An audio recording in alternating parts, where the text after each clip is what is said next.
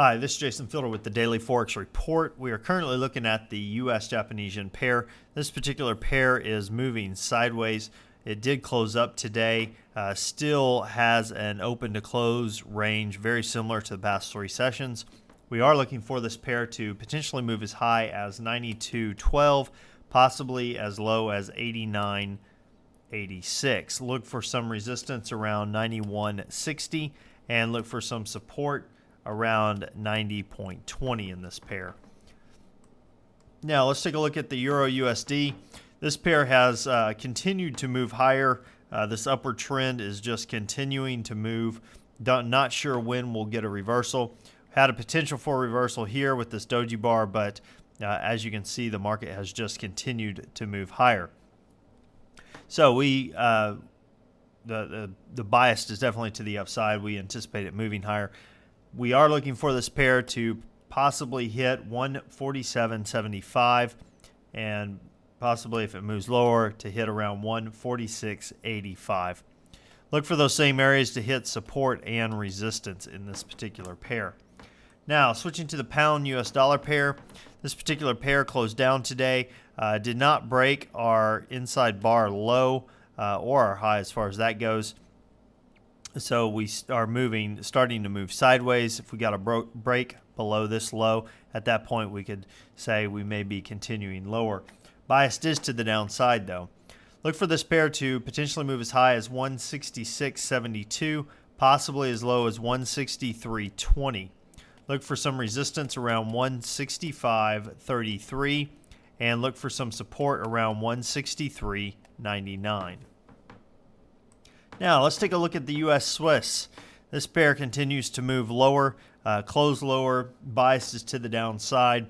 Do look for this pair to potentially go as high as 1.0420 and possibly as low as 1.0209. Look for some resistance around 10350 and look for some support around 1.075. I actually got those reversed to some degree. This should be 275. There we go. So look for support around 1.0275. There we go. Well, that about wraps that up. Now, we don't really have any news announcements, no significant news announcements for tomorrow anyway. But what am I looking for during this next session? Let me show you something real quick. We had a setup, a swing trade setup here that went something like that. We had a swing trade setup to the downside that went something like this. And now we have a new swing trade to the upside that'll do something like that. And then if you draw your trend line here, let me clean that up and actually show you what I'm looking at here.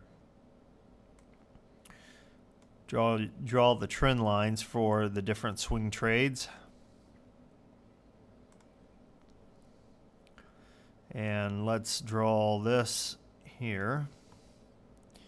Now the swing trade to the downside really isn't that significant for our purposes here, but nonetheless I'm going to draw it anyway. And let me go ahead and hit some points of resistance that would now possibly be support. Now, if you want to take the scalp, obviously you can buy in here and look to take those 10 to 15 pips out of the market between this point and this point.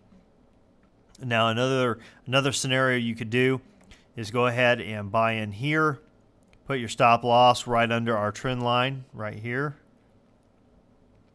and look for it to move up to this point, which is about a 1-to-1 risk to reward ratio. And at this level, you could go ahead and go to break even. It'd be a fairly tight break even of 15 pips, but nonetheless, it could be done. That's okay, about 19 pips or so.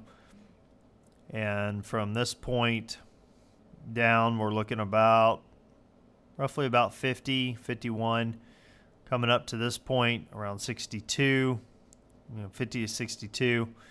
And so you could put your stop loss right, move your stop loss up once you hit this point. So you can either choose to take the scalp, which considering we have this market's been moving sideways, especially with a really tight open to close range, even though we've had a fairly large high to low range. we should get this quick little breakout to 15 pips. Another way to play this would be to go ahead and buy 2 lots, sell the first one out here for somewhere between a 15 and 20 pip gain, move that second lot to break even, and then let it run up to this point. Of course, that's all up to you. Well, that about does it for today. Until next time, this is Jason Fielder. Good trading.